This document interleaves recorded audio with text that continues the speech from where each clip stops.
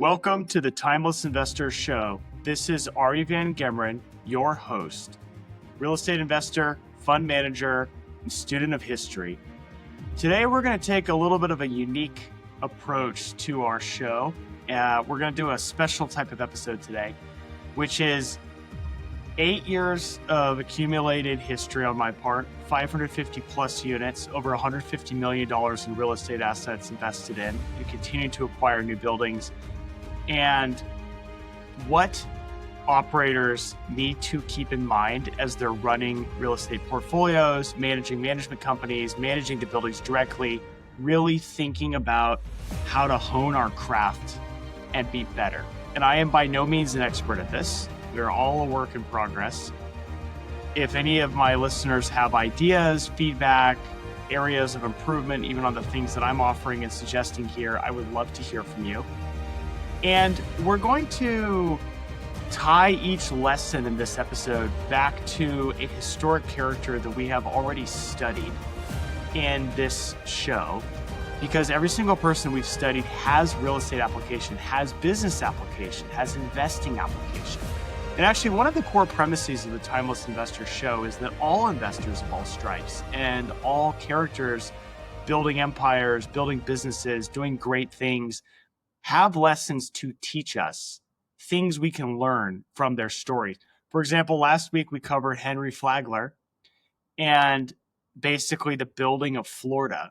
And there were a lot of comments on the episode. It was quite interesting, actually. There were a lot of comments from folks that were saying, well, that's nice, Arie. He did start with billions and billions of dollars being a founding member of Standard Oil. And wouldn't we all be so lucky to start with that kind of money? And my response was, yes, I understand, and I will take the point that Henry Flagler is not necessarily a replicable model for most of us mere mortals. However, Henry Flagler faced tremendous pushback and potential humiliation. Newspapers called his efforts Flagler's folly. So the question I posed back to some of the astute commentary that was sort of saying that it wasn't really an applicable story is, how would you respond to that? How would you respond to pursuing a dream, putting money on the line, and everybody telling you you're ridiculous for even trying, right? So I want to start with this quote just to anchor this conversation from the great Andrew Carnegie. Watch the cost and the profits will take care of themselves. And Carnegie was excellent at this. This is going to be a free-flowing checklist of operational lessons that I believe drive real returns in real estate, things I've learned either through success or learned through the hard way, and I think really matter. And the general premise of this, and it's been the premise of this show, is most investors focus on deals.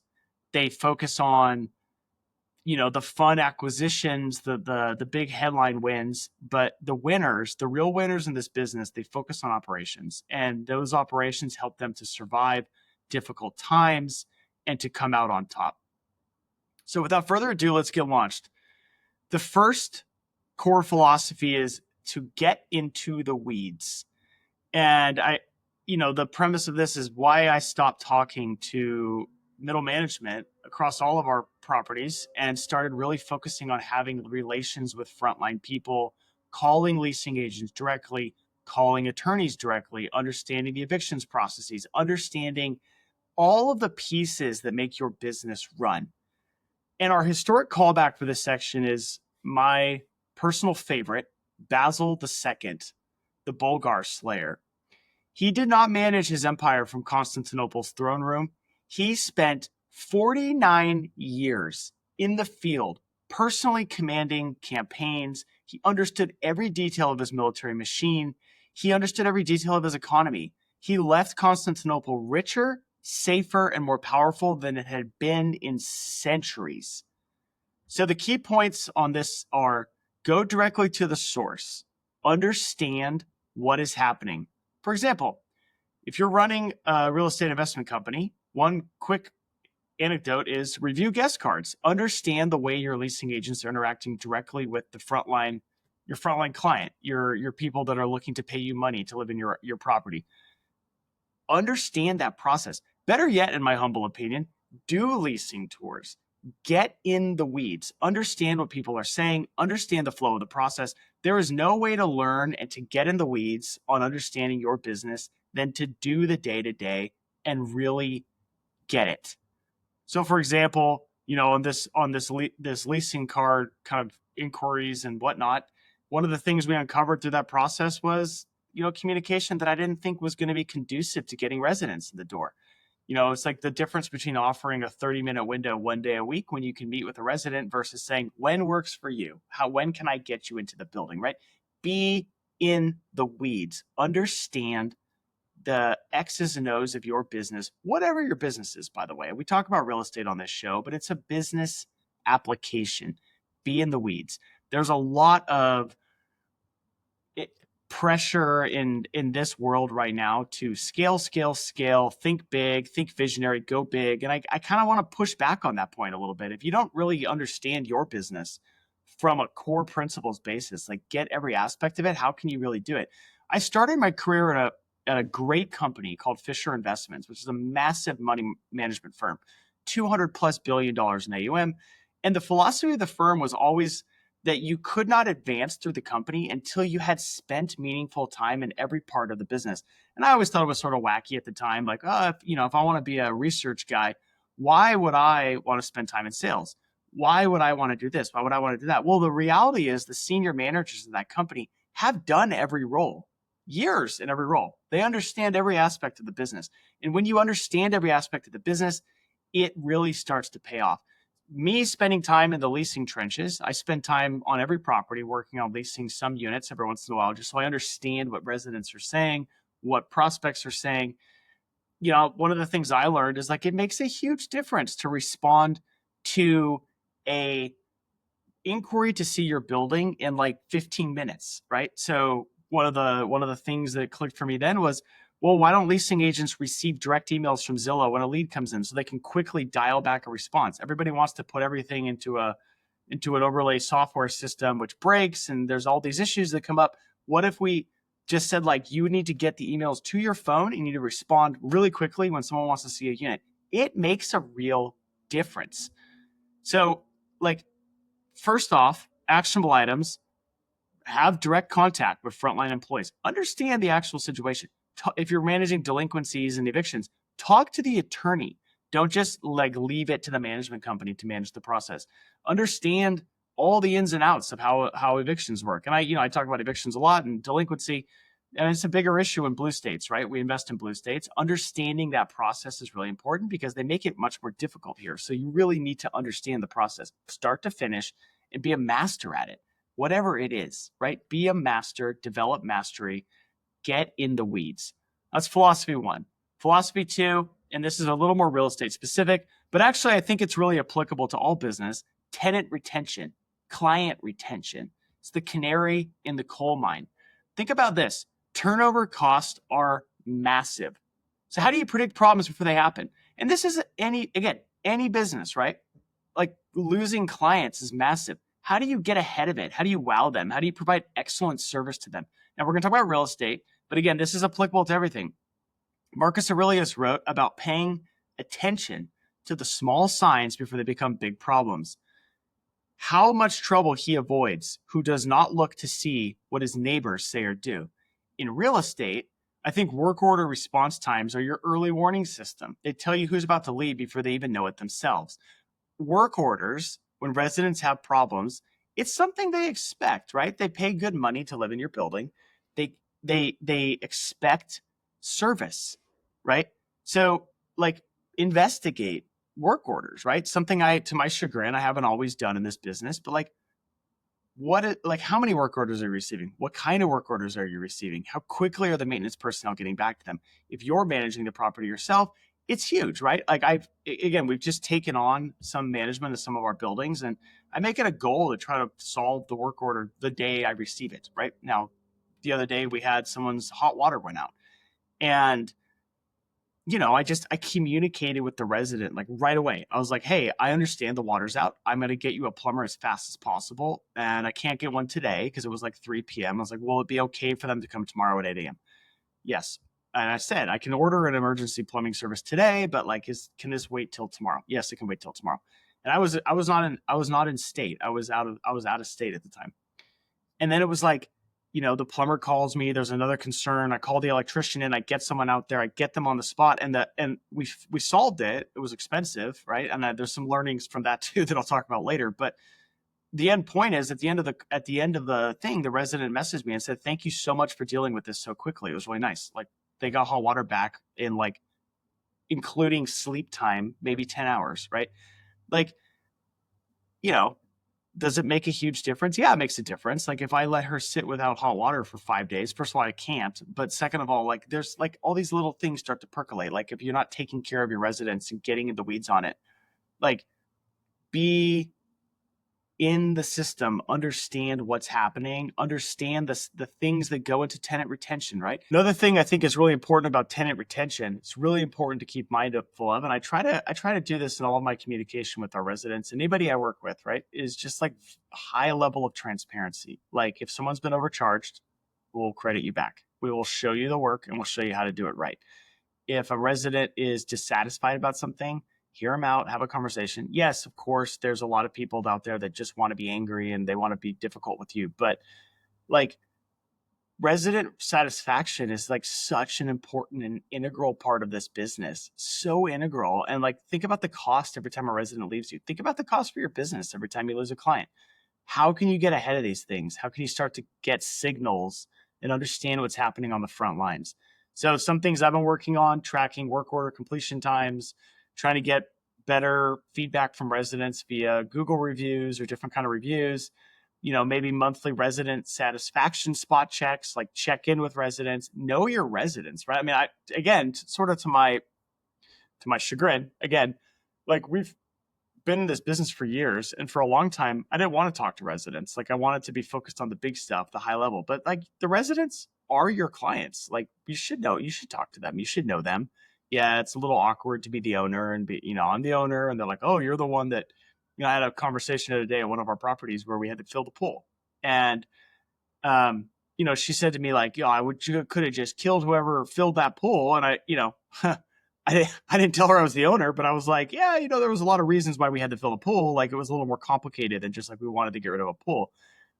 It was leaking. There were issues with it. It was like more expensive to fix it than to just fill it. And we live in Portland and we only use the pool 2 months of the year, and it has insurance costs and all this other kind of stuff. And she kind of accepted the explanation. Like she was like, oh, okay, I understand.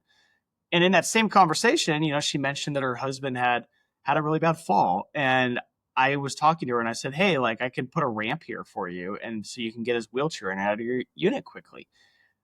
And then I went and got the ramp and I brought it back for her. Took it away from my kids, by the way. So like, tough luck, kids. But she's super appreciative, right? And like, I mean, how often are owners like doing that in the front lines, connecting with them? And she mentioned before that like the previous owner was an older gentleman who I have a great deal of respect for, who was on site every day, meeting with the residents, talking to them. And, there's some things we can't do. She was saying like, oh, he never raised the rents too much. And, obviously like if you're a for-profit investor, you can't really do that. But there's a lot of other things you can do, like some common humanity and civility for the residents that makes them feel like you care, right? And like you're interested in helping in their lives. And yes, rent's going to go up and costs are going to go up, but you can explain it, right? And not everyone's going to accept it, of course, but that personal relationship is really important. For the third lesson I want to talk about, let's start with Julius Caesar. So Julius Caesar wrote, and I love this quote, absolutely adore it, in his Letters from Gaul: in war, events of importance are the result of trivial causes. That is leasing in a nutshell. The big wins and the devastating losses don't just come from macro market conditions. They come from responding to inquiries really quickly and getting on top of it. So showing flexibility, really important. Response time standards, really important. Photo and video quality. First impressions are really important. They really matter. Not all the time. I just posted a unit today with just a picture of the house because we don't have the unit photos yet. And I have 10 showings lined up in the next 2 days. I responded to every single one of them within 15 minutes of receiving their inquiry. Is that why they took it? I mean, maybe, maybe not. It certainly helps. I can't tell you the number of people I respond to quickly who say, thanks so much for the quick response. Here's the reality on leasing. I don't know how many of you that listen to the show have been active in trying to find a unit, but people find a unit pretty quick. It's not usually like a month-long process of vetting a bunch of options. Like people move pretty quickly. When they're ready to get a unit, they're ready to go. If you wait 2 days, I think it's too late. Like we had another instance where I was gone from from Oregon. I was in California, and a resident wanted to see, or a prospective resident wanted to see a unit. And I said, I'm sorry, I'm not here this weekend, and I can't coordinate anyone to come show it to you. Can we do next week? Yeah, no problem. Well, next week comes around and she didn't show up to the meeting. I guarantee you that if I had been available that day or the next day to show her the unit, she would have come and seen the unit. And maybe she would have leased it. I don't know, right? But like waiting the 2 days killed it. It was gone. Gone. It's like responsiveness. Be on top of it. Get on top of the leasing stuff and just be speedy about it, right? And so how do we do that? How do we do that in our own businesses, right? How do you do that when you're thinking about running your real estate portfolio? And again, business applications across the board, speed of response to your clients, speed of response to what people need. There's a couple ways to work on it. I mean, again, I mentioned in the first principle, be in the weeds. Be in the weeds on this too, right? Audit the guest cards, like I said. Audit the conversations. Ask to see the text conversations. Ask to get into Zillow and look at the Zillow marketing information and be like, hey, how quick are we getting back? The other day, I asked one of our management companies to pull up Zillow and look at a recent listing or leasing inquiry in the system. They pulled it up. The prospective resident had reached out at like 9 p.m. And to his credit, the leasing agent responded at 9:30 p.m., which is awesome. Like who's respond? It was Sunday night, by the way. Who's responding on a Sunday night? Like that was awesome. That was a really cool incident. And I was thinking, because leasing's been tough in some of these buildings, I was thinking that the answer would be different, but it was really good. Like it was great. It was awesome. But I want to know that, right? And I want to look at all these situations and like really be in the weeds. So the number 3 and number 1 are a little bit similar, but leasing, lack of speed kills you. Stay on top of it. For number 4, I'm going to high level call this principle know your numbers, which seems pretty straightforward, honestly, but it's really not. Like I don't think everybody does. And I've heard, and I'm not going to name names or say anything, but I've had multiple people tell me about sponsors who they said don't fully understand the numbers of the buildings they're operating. They're sales guys, they're former brokers, whatever they may be, they don't fully get it. And everybody's at a different phase in developing this level of mastery and expertise. I've realized recently that in order to really know the numbers, you have to really track like the way they flow. So some simple questions. How does the money flow within your management company? We've had management companies that commingle one large account with all the money in it. I didn't know that, right? And that leads to all sorts of potential problems, right? Other management companies deposit the money directly into your account, and you can see that, right? And so how does the money flow? How does the security deposits flow in and out of the account? Like understand that. And our historic quote for this is, again, Andrew Carnegie. His secret, in my opinion, wasn't just his steel mills and technology. It was operational excellence. He installed weighing scales at every point in his mills. He demanded daily cost reports from every plant worldwide, and he hired chemists to understand and to improve his blast furnaces. Watch the costs, and the profits will take care of themselves. Many investors focus on acquisitions. Carnegie focused on cost control. And in difficult markets like today, where everybody's kind of getting ground down by rents are kind of deteriorating, leasing sort of slowing down, cost control, like get into the weeds. I just did. Here's an example, a bad example about myself. We just actually, I referenced it earlier. The resident who needed the hot water fixed. So, and this is a lack of knowledge on my part. So, like now I know, so this won't happen again. But the actual situation was that her water heater stopped working, and I had the plumber go out. And the plumber, they charge the diagnostic fee of like $190 that gets rolled into the cost of the thing if we end up, whatever. He turned the breaker panel on, the breaker started glowing, and he turned it off. He's like, something's wrong with your breaker panel. So the electrician comes out, he disconnects the breaker panel, he disconnects the power from the water heater, turns it back on, no problem. And he says to me, well, the problem is that your heating element, your water heater's down. Well, I'm trying to satisfy and keep my resident really happy. So I call the plumber back and I'm like, all right, let's replace the thing. Well, the cost to replace the 40-gallon water heater was about $2,200, right? And if there's any plumbers listening, you're probably like, yeah, that's totally fair. That's market. Well, here's the thing. I then was talking to someone else I know who's a general contractor and knows a lot about this stuff. We were kind of talking shop and talking about this. And he goes, well, you could buy that water heater for, $400 from Home Depot. And it's not particularly complicated to install it. And actually, usually what the problem is that the heating element goes out, which is exactly what the electrician told me. He goes, and the heating element is a $25 piece. And you just pop the heating element on and put a new one in. And so, like, if you just routinely, and then you think about if you have a maintenance guy, right? And it sounds to me, with my amateur understanding of the trades, that's something your maintenance guy could do. If you're just disconnecting, wheeling it out and putting a new one in and reconnecting it, your maintenance guy should do that. So then I started thinking about our whole portfolio and how many water heaters have gone out and how many $2,500 checks we have written for water heater replacement, because that's what plumbers charge, right? And plumbers are very expensive, but you don't need a permit for it. Is it that complicated? Sometimes it is. Sometimes there's a lot of like piping and stuff you have to do, in which case, yeah, it's tougher.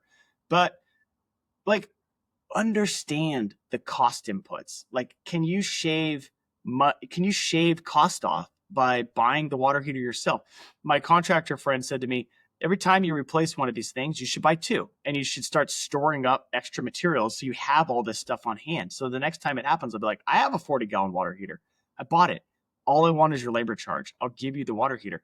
I mean, right there, you're probably saving a couple $100 just on the upcharge. Like, understand it. Understand all the pieces that go into it. So, I like to review monthly bank statements now to like understand the flow of funds, understand like where it's going, how it's moving. Invoice analysis, digging into invoices, asking a lot of questions. We started seeing a lot of plumbing work at a property, and the guy was charging $220 an hour. Well, I actually called around to like 10 other plumbing groups in Portland. The first thing I did, of course, is I went on ChatGPT and I said, what's the average for plumbing hourly work? And it gave me some much lower number. So my first thought was, oh man, we're getting ripped off here. I need to get on top of this. But then I called a bunch of plumbing companies and they all were like, oh, that's like the low price per hour. And you can't listen to anything you read on Google because Portland is different. It's more expensive to do plumbing. The hourly cost is more. Now, can I double click further and go find like a journeyman plumber that can handle these one-off things that don't require permitting? Probably. And I'll probably look into doing it because, again, cost control. Like, I want to watch the cost really carefully. Building systems for data ingestion so you can quickly understand what's happening with your properties, and building the infrastructure, right? Like building the infrastructure to produce tremendous results. We've had a really rough tax preparation season, and it was all driven by an earnest desire to remove costs for our investors. But we went with a firm that did the bookkeeping and the accounting for us, and it's been really bad. Like, we cut the cost, but it's been bad. And so there's also a fine line between cutting costs too far and then working with the wrong crew that kind of causes a lot of problems. So just get obsessed with tracking the financials. And it's not sexy to like audit invoices. It's not like the most exciting thing. It feels like you're picking up pennies when you're like saving a couple $100 here, a couple $100 there. But I had this realization today because I got another invoice from a handyman that did some work, and he quoted 11 and a half hours to replace a door jamb and do something else. And 2 hours of shopping was embedded in that and whatever.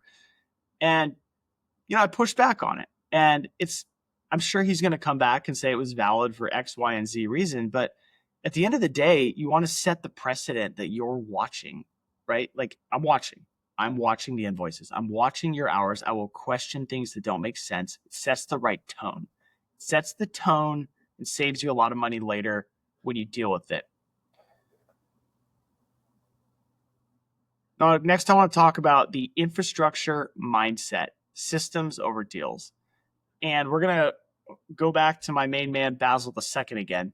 He built administrative systems that outlasted him. He built an empire that was not predicated on chasing glory. It was predicated on building infrastructure, building roads, training the army and the legions to triumph in war, and allowed the Byzantine Empire to endure for another 400 years after his death. So systems are critically important, and it's more than just the temptation to just do more deals. You want to create documentation and repeatability in your business. And systems are what allow you to scale eventually.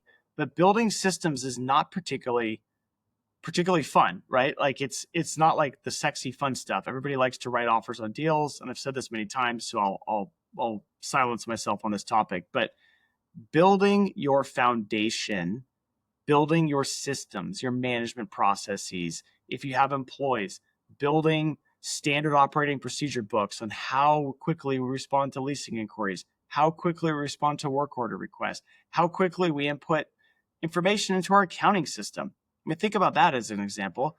Like if your books are a mess, how can you run a financial business? Like you cannot run a financial business if your books are a mess, and books get really messy really quickly if you're not quickly uploading invoices and managing the the the costs coming in and putting them into your system. It's very difficult to go back and figure stuff out in a rush the next month to get the previous month's financials done. So like how is your business built to survive bad decisions on your part? Like, can it survive? Are your processes documented and repeatable? Do an infrastructure audit checklist. Like, how am I handling tax infrastructure? How am I handling my books? How am I handling requests? How am I handling management company reviews? If you're working with third-party managers, if you're running things yourself, how am I managing my employees? You need to build administrative genius, just like Basil II did, versus the guru mentality of endless expansion and scale. So all of this really comes down to get into the weeds. Like, be deep on this stuff and understand your business from a first principles basis. And it sounds simple, but like people don't do it. Like people don't do the simple things because they're just not that fun. And I will admit, like I for years didn't do a lot of this stuff. I was really focused on outsource to third parties, trust in their competence, and build and scale and build this like fundraising, whatever. And I was good at it. But I also realized recently that like you have to have this other tool. And it's sort of the trap that a lot of finance guys like myself probably fall into over time. And versus builders and contractors and these guys, they know this stuff cold. Like they're probably somewhat better, at least initially, at like the nuts and bolts of the business, right? So here's the bonus lesson: random but crucial insights, rapid fire operational insights with historic backing.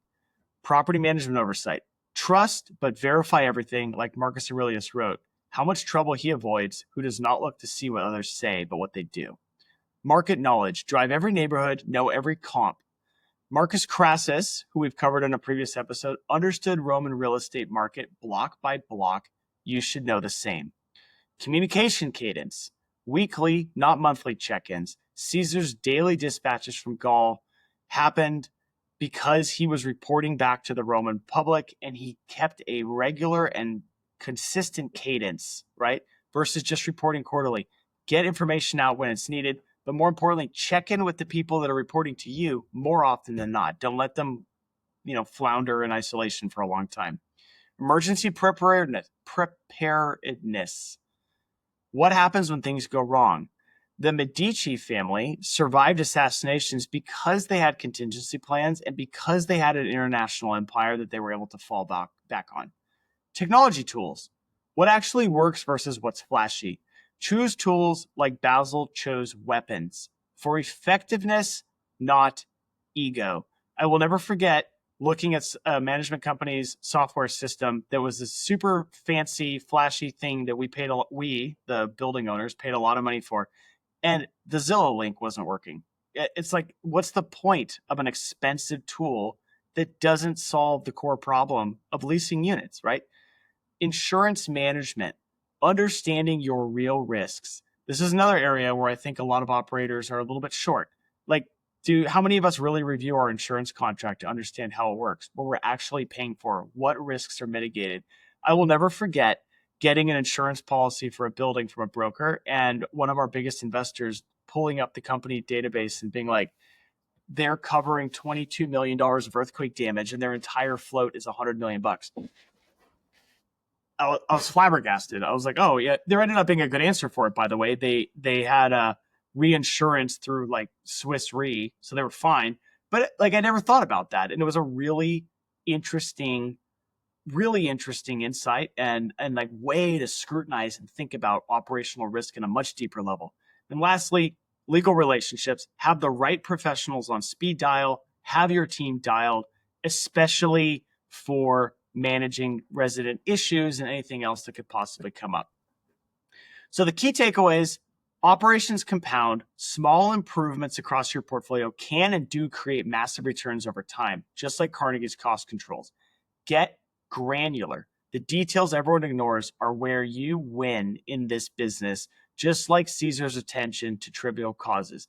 Build systems, infrastructure before conquest and glory, like Basil II with his administrative genius. Stay involved. You cannot outsource accountability, just like the Medici's hands-on approach. Again, like Andrew Carnegie, reviewing the weighing skills from his properties while golfing in Scotland. And lastly, know your business from guest cards to bank statements. Know every aspect of it. And I'm going to say Carnegie again, because why not? He's awesome. And that episode we produced was awesome. It was so much fun. Most people want to be real estate investors. It is the American dream, but real estate is actually an operating business. It is not a passive investment, and nothing I've described is passive. It is extremely active. Anybody who buys a property and thinks they can hand it off to someone else and walk away and not think about it is not doing it right. You have to be active. And the investors who understand that difference, who think like emperors building for centuries, not a speculator, are the ones who will build lasting wealth. Every single character we studied, from Cyrus the Great to Carnegie, understood that empires are not built in the boardrooms. They are built in the details, day by day, with systems that ultimately outlast them. So here's the call to action to you. What operational systems do you need to build?